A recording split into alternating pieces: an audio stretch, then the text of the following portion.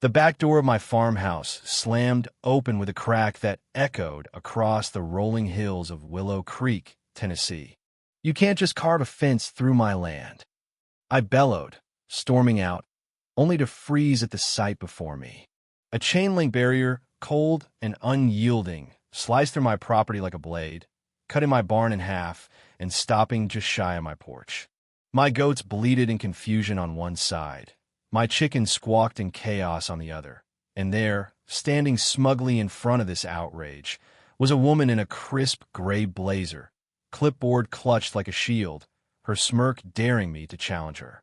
That was my first encounter with Evelyn Harper, president of the Willow Grove HOA, who decided, while I was away on a business trip in March 2024, to claim a chunk of my family's homestead for a so-called community park.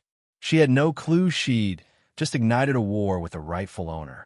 I marched toward her, boots crunching the frost-kissed grass. Evelyn didn't budge. She tilted her head, her heels tapping the ground like a judge's gavel. "Good morning, Mr. Carter," she said, her voice dripping with superiority. "We sent notices to the temporary mailbox by Lot 12. My fist clenched. Lot 12? That was a mile into what used to be my wheat fields, now buried under rows of identical suburban homes with fake shutters and tacky lawn ornaments. I glanced past her and my gut twisted. They hadn't just edged on my land, they'd invaded it. Playgrounds, picnic tables, even a dog run sprawled across what was once my grazing pasture. "Notices?" I growled, barely recognizing my own voice. "You didn't send a damn thing to my actual address. This is my land." Evelyn sniffed, flipping through her clipboard like it held divine authority. Per the updated zoning ordinance, this parcel was unclaimed, and the HOA voted to repurpose it under Section 4B of our charter.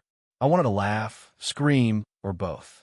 She was quoting HOA rules about my own property, as if her power came from a courthouse instead of a pamphlet printed in someone's garage. A small crowd gathered, neighbors peering from their pristine lawns, a teenager on a skateboard gawking. Evelyn, sensing her audience, spun around. "We offered Mr. Carter a plot by the recycling center for his animals," she declared, "but he's chosen conflict over compromise." The nerve of her, painting me as the villain on my own soil. I pulled out my phone and dialed the sheriff. If anyone could stop this, it was them. I had deeds, tax records, old surveys. But when Deputy Larson arrived, his words hit like a sledgehammer. "It's messy, Tom," he said, rubbing his neck. "A zoning mix-up last year caused overlapping claims. Until the county sorts it, we can't act." A paperwork error had turned my family's legacy into a bureaucratic limbo. Evelyn's eyes gleamed with triumph. "You might need a lawyer," she purred. "These things get ugly." I didn't reply. I just turned, stormed inside, and locked the door. But I wasn't finished. That night, I pried open the oak chest in my study, where my grandfather's records lay untouched for decades. Among faded maps and land grants was a sealed envelope labeled Carter Family Protections. Inside, one clause stood out in bold. In case of charter lapse or unlawful encroachment, the land reverts to the grantor or their heirs. I stared at it, heart pounding. Revert. If the HOA's charter had expired, their entire operation might be void. The next morning, I was at the county clerk's office by 7:30 a.m. After some charm and a $50 rush fee, the truth emerged. The HOA's charter had lapsed 6 months ago. No renewal, no vote, nothing. They'd built fences, redirected utilities, and sold homes on my land without legal standing. When I called Evelyn with this, her sharp laugh cut through the phone. "You think you can fight 150 families?" she taunted.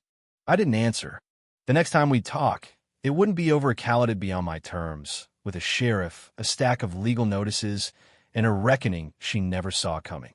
I needed backup, so I called my cousin Laura, a lawyer who could dismantle a case like a butcher carving a roast.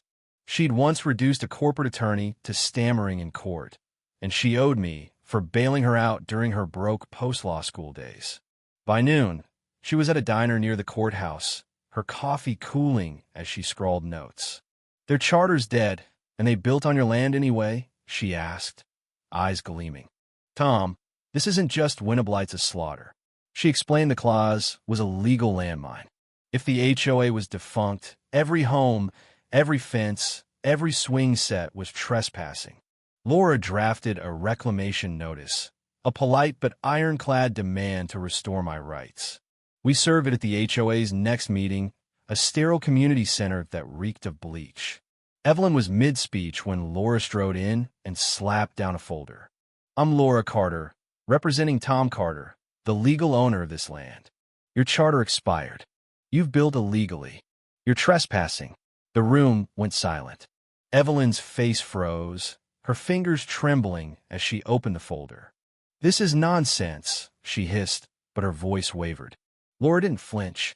Your own bylaws revert the land to Tom. You've been squatting for months. A board member bolted.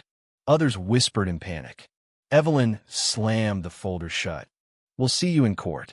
Laura smiled. We'll be ready. The town hall meeting a week later was chaos. Cars spilled into the library lot as residents packed the room, clutching HOA flyers and zoning maps. Evelyn stood at the podium, her confidence fraying as she dodged the real issue until Laura stood. Your HOA's charter expired, she said, voice cutting through the murmurs. Every home here is on Tom Carter's land, and he's your landlord now. The crowd erupted. Do we lose our homes? One man shouted. Laura was calm. You own the houses, but the land's leased. The HOA failed you. Evelyn screamed it was a lie, but Laura passed out copies of the expired charter. People read, gasped, argued. I stood. I'm not evicting anyone, I said. But your board stole my land and lied to you. We'll offer fair leases, simple, cheap, legal. Some nodded. Others glared. Evelyn called for a vote to fight us, but half the room walked out, stunned. Laura set up shop in my barn, turning it into a legal war room. Residents trickled in, signing leases not out of fear, but exhaustion with the HOA's petty rules. We offered low fees, no nonsense, just clear terms. Evelyn fought back, storming my property with a cease and desist order. Laura handed her an eviction notice. Your house is on Tom's land, she said. Sign or leave. Evelyn's face twisted, but she left. 3 board members signed leases the next day. To win the rest, I hosted a barbecue on my land. Hay bales, grilled pork, a local band. Families came, laughed, asked about the homestead's history. I told them about my grandfather's struggles, the land's roots. By week's end, 80% signed leases. Evelyn filed a desperate lawsuit, but in court, Laura's evidence deeds, drone footage, the expired charter crushed her. The judge dismissed her case in minutes. Evelyn moved out quietly, her house sold to a couple thrilled to escape HOA life. Peace settled in. The last holdout, an old board member, left without a fight. Kids biked freely, gardens bloomed without permits. Laura finalized the new charter voluntary, transparent. One night, a girl gave me a drawing of my farmhouse with thank you scrawled on it. Her mom said she dreamed of being a vet, inspired by my horses. I invited her to the stables. The land healed, and so did the community. One afternoon, the sheriff stopped by. You did it, Tom, he said. I shrugged. It's mine again. And it was 120 families, now tenants, free from petty rules, building a real community on land that was always mine. What do you think? Was Tom right to reclaim his land? Or should he have compromised with the HOA? Could the residents have fought back harder, or were they betrayed by their own board? Drop your thoughts below, hit that like button, and subscribe for more stories that'll keep you on edge.